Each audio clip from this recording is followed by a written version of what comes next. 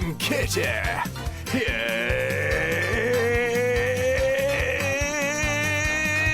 Here's Kitty. Oh, hiya! How are we doing, gang? Oh my goodness me, how are we all? How are we doing? Hiya! Oh, you all look gorgeous wherever you are. Yes, you, even you with your chewing gum white Y-fronts and odd socks. I don't know what you've been doing. Your hands look a bit sticky, but you're gorgeous. Welcome. Welcome back to another instalment of Calling Kitty. My name is Kitty Cassis. Cassis like the dark, sweet, viscous, slightly sickly liqueur, only tolerable in very small doses. And I'm also on Instagram Live. I've got, do you know what? I've got like, it's like a communications hub up in here. I've got my OnlyFans. I'm on live over there. Instagram. I'm on live over there, and I'm recording this audio podcast with a visual element. And I don't know if you do want to just go to the link in the show notes and check out the YouTube link, because I'm here and I'm looking bloody gorgeous as always. Just gone for a very natural look. It's like a subtle English rose kind of vibe. That's what I'm going for today. Just a natural hair colour and a soft contour and a nude lip. That's what I'm going for. We are back with another instalment of this. Well, welcome to the utterly wacky, weird, wonderful world of me, Kitty Cassis.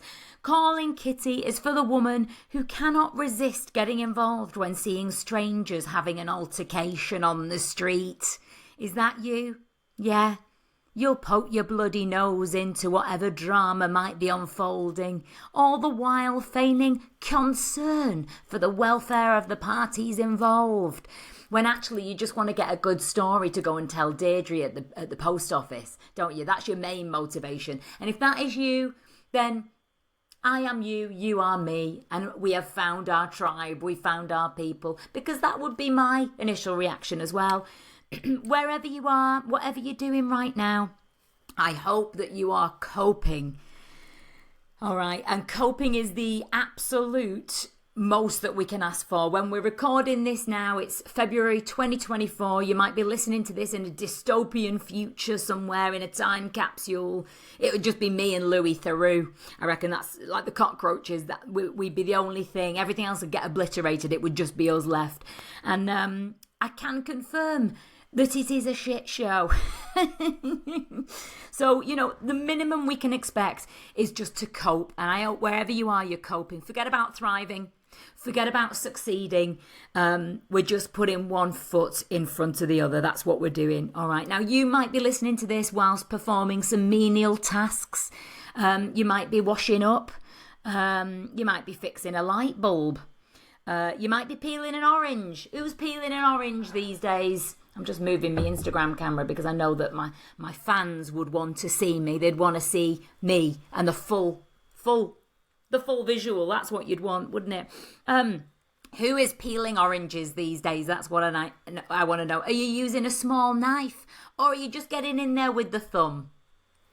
These are questions that I've got, and I would love the answers. Do get in touch. Perhaps you are commuting to or from your place of work right now. Perhaps you're on your way to a date. And I would just remind you, act normal. Just be normal. Pretend that you are normal for this date, especially if it's a first date, but actually even more so if it's a second or third date. Don't mess this up by taking off the mask and revealing truly who you are. You want to save that for when they're a bit more emotionally invested, treasure. Okay, I do know what I'm talking about. I don't know if you've heard of a little show called Blind Date with Cilla Black. Well, yes, it was me and Cilla that came up with that concept on Keel Services in 2004. And do you think that I saw a crumb of recognition or acknowledgement for coming up with that format? Did I, Buffalo? All right, would I be sat here on a Wednesday afternoon trying to bloody wrestle with a podcast equipment? If no, I'd be in the Seychelles, wouldn't I? All right. So do let me know how, where, and why you listen to Calling Kitty. I've actually had 3 downloads this week. I do appreciate your treasures. We're a small but mighty little community of this podcast. Get in touch with me. If you go to Higher It's Me Kitty, that's all one word, higheritsmekitty.com. And if you are watching on our visual treat, if you can read backwards, did you ever used to put the mirror on your exercise book and read the clues backwards? I don't know if you ever did that in your. I had a state school education. That's what we were doing: iron filings and reading words backwards using a mirror. It's higheritsmekitty.com and Higher It's Me Kitty, all one word, on all the platforms. Treasure.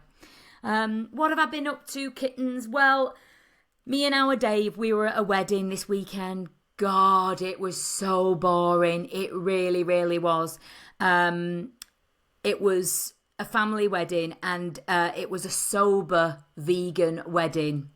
And even as I'm saying this now, I'm panicking because my producer seems to have gone off the screen. She's not here anymore. Does that mean this will record? I don't know. Do you know what? I'm going to keep going. She might be able to access it through some sort of portal. We'll just keep going. It was a sober wedding. So I want you to imagine that. No alcohol, treasures. All right. Completely dry and vegan. I know.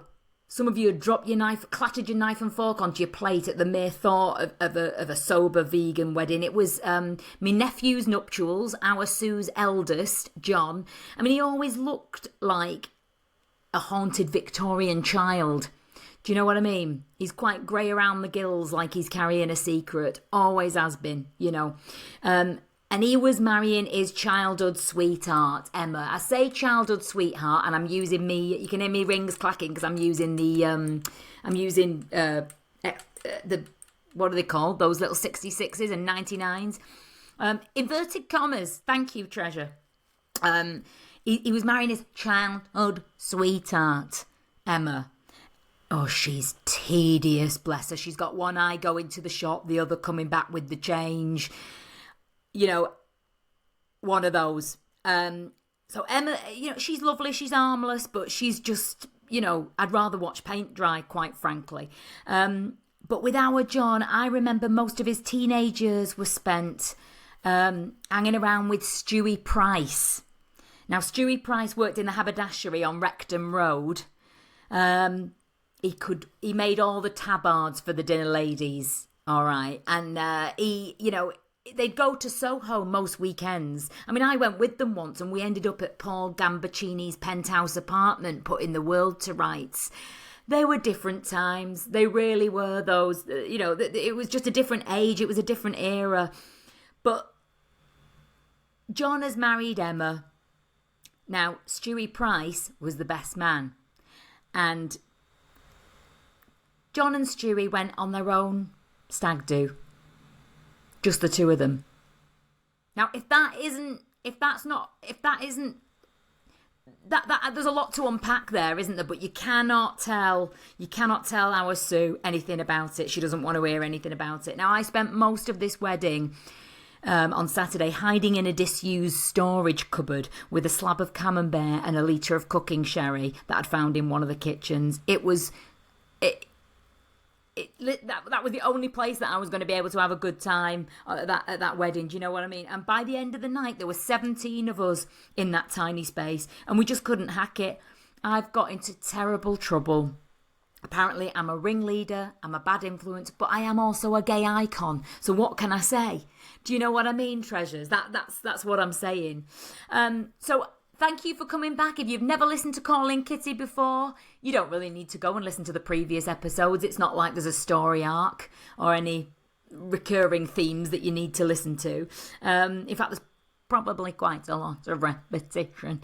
But I am thinking, you know, if you've been listening to podcasts, I've got a feature idea for this podcast. I would love to get your feedback on it. All right. You know, you have these companion podcasts. Every TV show needs a couple of chumps analysing and dissecting every episode. And so what I thought was, me and our Dave, we've been watching some of our favourites. Lovejoy, Midsummer Murders, She-Devil. Do you remember that? That was a bloody good drama. That was a bloody good series. And what I was thinking was I might go back and dissect and analyse every episode. And if there's anyone out there who would like to do that with me, that is an option. Juliet Bravo. That was a good show, wasn't it? And I think have we got podcasts dedicated to classic British TV sitcoms that are no longer on anymore? El Dorado. Lot of storylines to look at there. Birds of a Feather. What I'm thinking is this could be the official accompanying podcast for some of our greatest, slightly retro and kitsch British TV classic shows. It would have to be somewhere that we could all get it, wouldn't it? Because if we were just on VHS or Betamax watching this, it would be quite difficult. I've told you many times you can get in touch with me however you want to get in touch with me. And we have had a letter from Gwyneth in Shropshire. Dearest Kitty, I'm a big fan. I saw you at the Guildhall in Runcorn in 2005 when you summoned the spirit of Ken Dodd. That was a bloody good night, that. It actually was. I mean, we were there till about 3:30 in the morning. It was brilliant. My question is, my sex life is on the skids. How do I jazz things up? Great question, Gwyneth. Lots of people who are listening now to this, it's very relatable. Sometimes, especially in long-term relationships, I know me and our Dave, we've been together for 25 years, And what he likes me to do is actually attach him to the lawnmower using nipple clamps. And I will just push him. So I get a job done whilst we're also jazzing up the sex life as well. And what he also is into, and it only came up over the lockdown, he wanted me to, I wouldn't say physically assault him, but we've got a piece of MDF, just a 2x4, with a couple of nails sticking out, and he just likes me to whack him on the arse with that, Gwyneth. And it really does. I mean, I take out a lot of my frustration and a lot of anger that I've got, a lot of resentment that I've got about lots of things. There was an argument that we had in a camper van going to Scunthorpe in, God, it must have been 1987, 1988. And sometimes but he loves it, and that has just given us a big boost, and that's given us the boost that we need. So can I suggest, first thing is communication, Gwyneth. Talk to your partner, see what it is that they want. Do they want to be hurt? Do they want to be do they want scars left?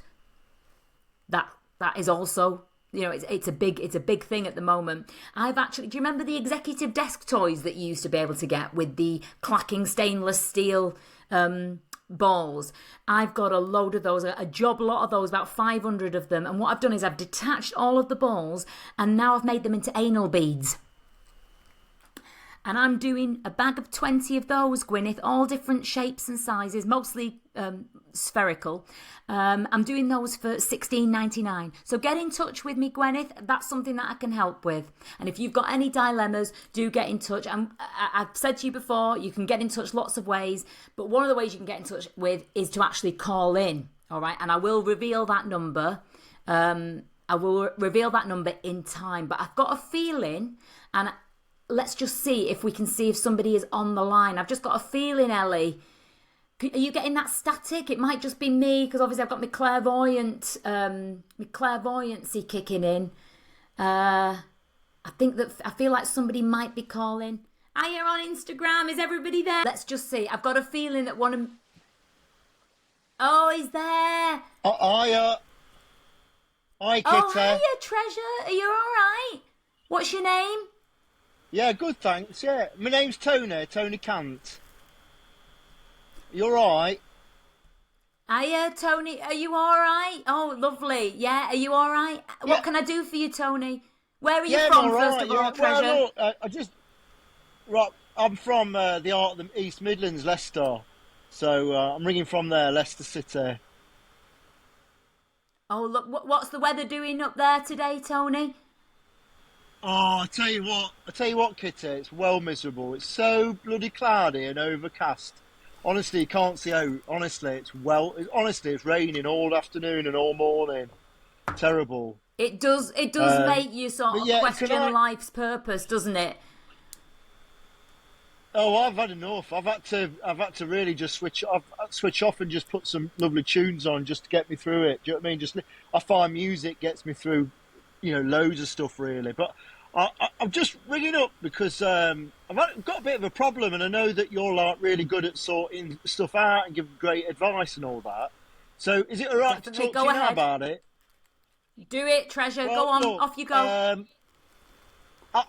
All right, so look, I'm in the entertainment business, and don't want to kind of blow my own trumpet, but I'm East Midlands Community Karaoke Volunteer Champion, right? And I've been doing it for ages, going around the old people's homes and doing the pubs, doing karaoke.